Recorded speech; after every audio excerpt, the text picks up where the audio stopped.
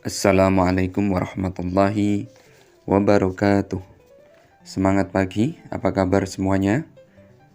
Alhamdulillah, semoga kita semua dalam keadaan yang sehat walafiat ya. Berjumpa kembali dengan pembelajaran sejarah kebudayaan Islam kelas 4. Sebelum pembelajaran kita mulai, marilah kita membaca basmalah terlebih dahulu. Bismillahirrahmanirrahim. Pada kesempatan kali ini, kita akan melanjutkan materi dakwah pada masa permulaan Islam. Kalau kemarin kita sudah membaca kisah dakwah Rasulullah SAW di awal permulaan Islam, yaitu dengan diturunkannya Quran surat Asy-Syu'ara ayat 214 yang memerintahkan Rasulullah SAW untuk berdakwah kepada keluarga dekatnya, yakni keluarga besar Bani Hashim dan Bani Muthalib, di mana Rasulullah SAW ini ditentang keras oleh pamannya yang bernama Abu Lahab. Namun di sisi lain Rasulullah juga dibela oleh pamannya yang bernama Abu Thalib. Sekarang kita akan mempelajari tentang para sahabat yang pertama masuk Islam. Nabi Muhammad SAW berdakwah secara bertahap. Dakwah pada tahap pertama, beliau sampaikan kepada keluarga dan sahabat terdekatnya. Orang yang pertama menerima seruan Islam adalah keluarga dan sahabat terdekat Rasulullah SAW, yaitu Khadijah, yakni istri dari Nabi Muhammad SAW. Kemudian ada Ali bin Abi Thalib. Ini merupakan saudara sepupu dari Nabi Muhammad yang waktu itu Ali bin Abi Thalib ini belum genap berusia 10 tahun. Selanjutnya ada Zaid bin Haritsah. Ini mantan budak dari Nabi Muhammad SAW yang kemudian diangkat anak oleh beliau. Selain itu ada sahabat beliau yang bernama Abu Bakar.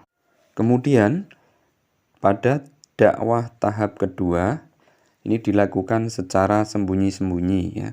Nabi Muhammad SAW berdakwah kepada keluarga dan para sahabat lainnya. Abu Bakar pun juga giat mendakwahkan ajaran Islam kepada para sahabat dekatnya. Sahabat Abu Bakar ini adalah seorang saudagar yang kaya, yang disenangi, berakhlak mulia dan terkenal ramah. Oleh karena itu, Abu Bakar memiliki banyak sahabat. Usaha Nabi Muhammad SAW dan Abu Bakar ini ternyata tidak sia-sia. Beberapa sahabat dan kerabat mereka juga masuk Islam. Di antaranya yaitu ada sahabat Zubair bin Awam, Utsman bin Affan, Sa'ad bin Waqqas, Thalhah bin Ubaidillah, dan Abdurrahman bin Auf. Mereka itulah yang kemudian menjadi pelopor penyiaran ajaran agama Islam. Setelah itu masuk pula sahabat Bilal bin Rabah, Abu Ubaidah bin Jarrah, Salmah bin Abdul Asad al-Makhzumi, Arqam bin Abi Arqam, Utsman bin Ma'sun, Ubaidah bin Haris, Fatimah binti Khattab, Habab bin Ard, dan Abdullah bin Mas'ud. Mereka yang mula-mula masuk atau memeluk Islam itu kemudian mendapat julukan As-Sabiqunal Awwalun, artinya orang yang pertama-tama masuk agama Islam. Nabi Muhammad SAW membina para sahabat yang telah beriman itu dengan ajaran-ajaran tauhid, yaitu mempercayai bahwa tidak ada Tuhan selain Allah Subhanahu wa taala dan beliau adalah utusannya. Selain nama-nama tersebut di atas, masih banyak pengikut Nabi Muhammad SAW yang masuk Islam secara diam-diam. Kebanyakan dari mereka itu adalah para budak dan orang-orang miskin. Untuk menyampaikan ajaran Islam kepada kaum muslimin, Nabi Muhammad SAW menggunakan rumah salah seorang sahabatnya yang setia, yaitu sahabat Arqam bin Abi Arqam yang terletak di Bukit Safa.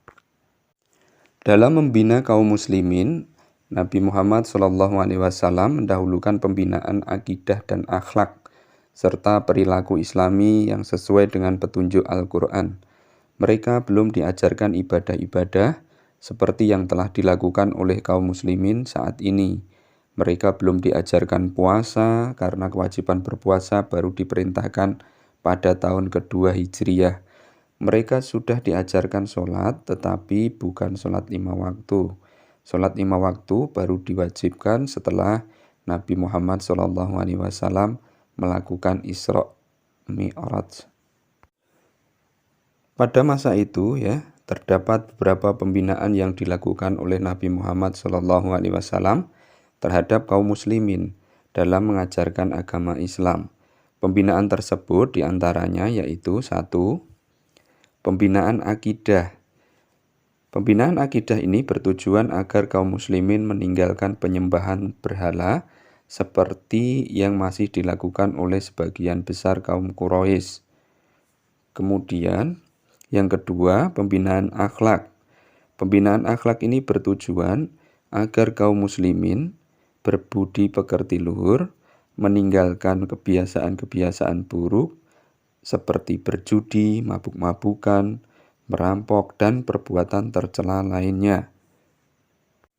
Pembinaan yang dilakukan oleh Rasulullah yang ketiga adalah pembinaan sosial kemasyarakatan. Pembinaan ini bertujuan untuk menertibkan kehidupan masyarakat agar sesuai dengan petunjuk Al-Quran.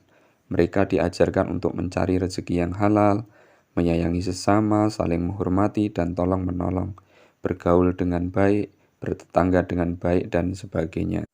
Nabi Muhammad SAW juga mengajarkan untuk menyayangi kaum perempuan. Bangsa Arab Jahiliyah sangat memandang rendah kaum perempuan. Bahkan mereka tega membunuh anak-anak perempuan mereka. Hal itu karena mereka merasa malu dan hina jika mempunyai anak perempuan. Umar bin Khattab pun pernah membunuh anak perempuannya sebelum ia masuk Islam. Namun setelah masuk Islam, ia menyesal dan bertobat kepada Allah Subhanahu wa taala. Islam mengajarkan bahwa antara anak laki-laki dan perempuan itu mempunyai hak dan derajat yang sama. Baik, sampai di sini pembelajaran kita mengenai para sahabat yang pertama-tama masuk Islam atau yang dikenal dengan sebutan as-sabiqunal awwalun. Silahkan nanti dipelajari mengenai as-sabiqunal awwalun ini, dan nanti tugasnya silahkan dijawab pertanyaan di bawah ini ya. Yang pertama, siapa saja nama-nama dari as-sabiqunal awwalun atau orang-orang yang pertama-tama masuk Islam. Kemudian yang kedua, pembinaan apa saja yang dilakukan oleh Rasulullah SAW dalam mengajarkan agama Islam kepada kaum muslimin.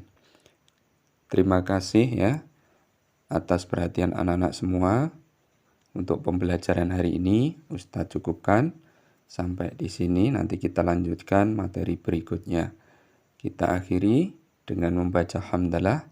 Alhamdulillahirabbil alamin. Wassalamualaikum warahmatullahi wabarakatuh.